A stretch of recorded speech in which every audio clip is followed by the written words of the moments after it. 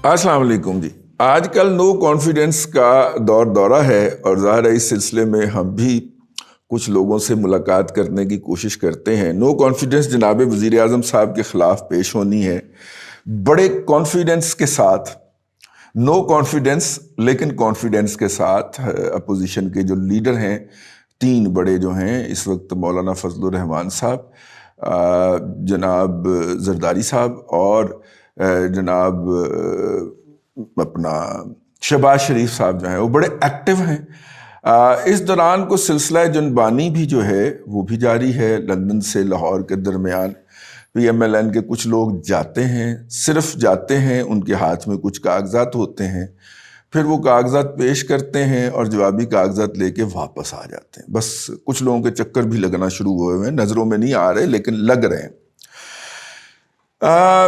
कल PMLN की क़यादत में से कुछ लोगों के साथ राब्ता हुआ, वो बराह रास्त गुफ्तगू करने के लिए तैयार नहीं थे, टाइट लिप्ड हैं, और जब मज़ीद गुफ्तगू हुई तो पता चला उन्होंने भी नहीं पता कि असल तरीक़ाकार की असल स्ट्रेटजी क्या है।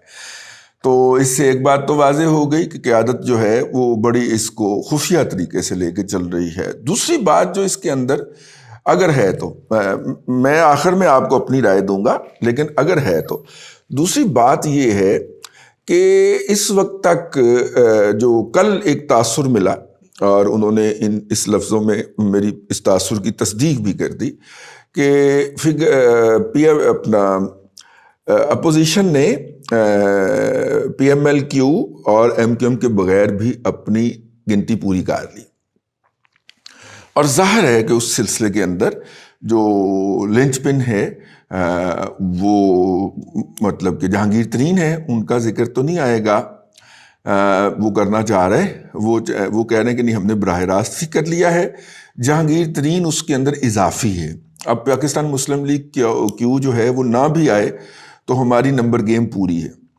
अब अगर आपको हम यूसुफ रज़ा गिलानी के इलेक्शन के ऊपर ले चलें तो उस वक्त एक तो हकीकत थी ना कि कुछ अरकान हुकूमत ने अपोजिशन के तोड़े थे और बहुत सारे अरकान जो थे वो अपोजिशन ने हुकूमत के तोड़ लिए थे। ठीक है, अगर हम दोनों तरफ के जो दावे थे उसको फेस वैल्यू पे ले लें तो हुकूमत ने जो था वो अपोजिशन के 20 से ज़ायद अरकान तोड़ने का दावा किया था। हम 20 के फिगर को ही ले लें तो अगर हुकूमत वहाँ पे हारी थी उस इलेक्शन के अंदर, हफीज़ शेख और यूसुफ रज़ा गिलानी का जो मुकाबला था उसके अंदर हुकूमत हारी थी, तो इसका मतलब तो ये होगा ना कि फिर अपोजिशन ने हुकूमत के 20 से ज़्यादा अरकान तोड़ लिए थे तो इसलिए जीत गई। एक मतलब इसका ये भी तो है ना। तो हुकूमत ने, अपोजिशन ने हुकूमत के 26 या 36 अरकान तोड़ लिए थे तो इसलिए नंबर गिनती के अंदर तो ये घुमसान का रन पड़। अपोजिशन का ये दावा है कि मतलब कि 26 और 7 जो है कितने हो गए, 33 अरकान जो हैं अपोजिशन का। ये दावा जो हमारे कान में कल पड़ा एक PMLN के एक बंदे के मुंह से कि 36 अरकान उन्होंने तोड़ लिए हैं।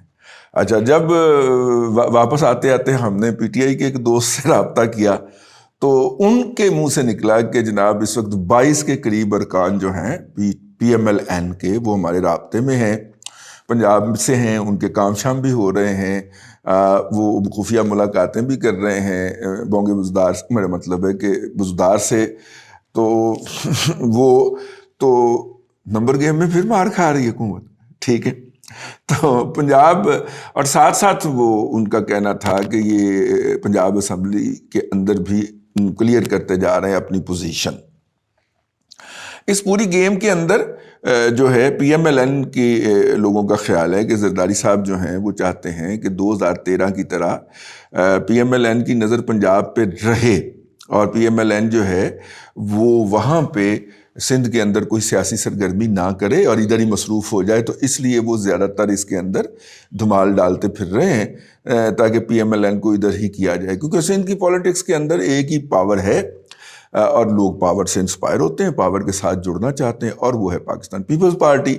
अल्टरनेटिव पावर वहाँ पे हुई नहीं ना। 2008 में नवाज शरीफ साहब ने कोशिश की, 2013 में तो बाकायदा उन्होंने नॉमिनेशंस दे के जो थे وہ بندے وہاں سے ٹکٹیں وڈرا کر لیں، اور سو فار سو کہ کراچی کے لوگوں نے اگر ایک ticket P M L N کو اٹھوا بھی دی کہ یہ ٹکٹ آپ، یہ سیٹ آپ رکھ لیں، تو پی ایم ایل این نے ایسے پھینکا اس کو جس طرح کو گرم چیز جو ہے کسی نے پکڑی ہو تو وہ پھینکے، اور دن دہاڑے فیصل واؤڈا کو جتایا گیا۔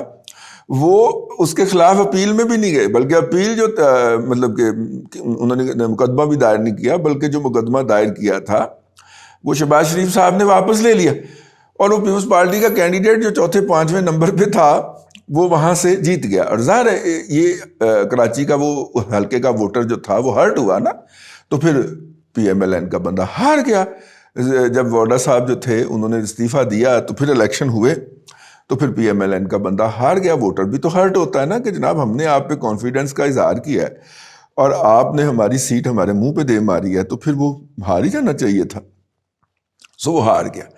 تو خیر مطلب کہ مفتاح اسماعیل صاحب جو ہیں وہ ہار گئے۔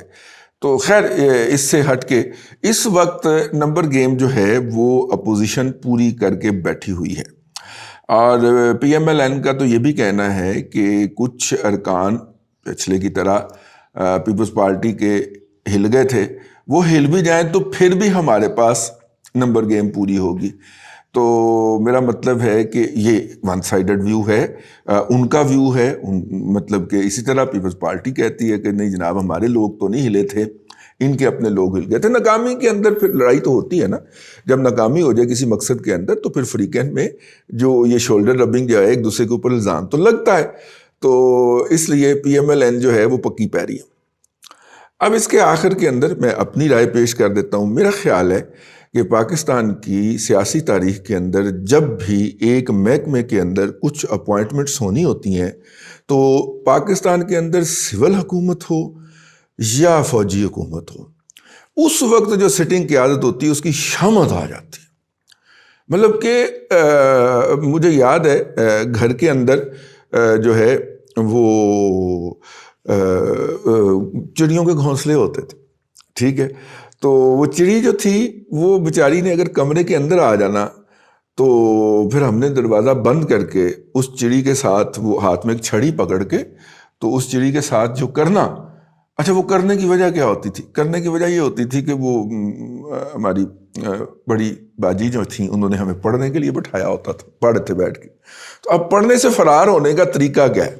توجہ ہٹاؤ مہم شروع کی جائے، چڑیا اندر آ گئی ہے، ٹھیک ہے، فوراً اٹھ کے دروازہ بند کیا اور وہ مچھردانی والی چھڑی اٹھا کے لایا اور اس کے بعد چھڑی پھیرنا شروع کر دی، اور اس چڑی بیچاری نے اڑ کے بےحال ہو جانا، اور بےحال ہو کے جب گر جانا پھر اس کو ہم نے اٹھا کے پانی پلانا اور اس کو باہر چھوڑ دینا جا کے، اتنا کو وہ تھا۔ لیکن اس دوران جو تھا وہ اصل جو ٹاپک ہوتا تھا، اصل جو موضوع ہوتا تھا اس سے جان چھوٹ جاتی تھی۔ ہے بچہ جو ہے وہ بھاگنا چاہتا ہے نا اپنا پڑھائی سے۔ تو میرا مطلب ہے کہ اس وقت ایگزیکٹلی جو ایشو ہے وہ یہ ہے کہ کسی جگہ کے اوپر کوئی تقرری ہونی ہے یا کسی کو توسیع دی جانی ہے، مینوں کی پتہ کتنے دی جانی، تسی آپ سمجھدار ہو، میرے تے ٹھڈ وچ ٹانکے لگے ہوئے، ٹھیک ہے۔ تو وہ جب دی جاتی تھی ان کو ایکسٹینشن دی جانی ہوتی ہے اور دی جانی ہے اب، تو سیاسی قیادت چونکہ اس وقت سو کالڈ سیاسی قیادت ملک میں موجود ہے تو اس کی شامت آنا این میرٹ اور تاریخی حقائق کے مطابق ہے، تو وہی شامت آئی ہوئی ہے اس وقت۔ جیسے ہی اس کا فیصلہ اناؤنس ہوگا، اب دیکھیے گا تمام طوفان جو ہے وہ بیٹھ جائے گا۔ کیا پنجاب میں پی ایم ایل این کی 2018 کے الیکشن کے بغیر اکثریت نہیں تھی؟ کیا وہ سب سے بڑی سنگل لارجسٹ پارٹی نہیں تھی؟ کیا چارٹر آف ڈیموکریسی کے تحت اس کو حکومت نہیں بنانی چاہیے تھی؟ تو بنانے دی گئی تھی، ٹھیک ہے۔ اور کس طرح بنامی نمبروں سے فون آئے تھے، کس طرح محکمہ زراعت ایکٹیویٹ ہوا تھا، کس طرح خلائی فروغ کی اڑن تشتریاں اتری تھیں، ٹھیک ہے، اور پھر ان لوگوں کو ڈلیور کر دیا گیا، ٹھیک ہے، کسی کو ڈلیور کر دیا گیا۔ تو جو ڈلیورنس ہوئی، نہیں ڈلیور تو اور ہے، ڈلیورنس اور ہے، یہ جو اس کے اندر سے کچھ لوگوں نے ڈلیورنس لی اور پھر ریٹائر ہو گئے۔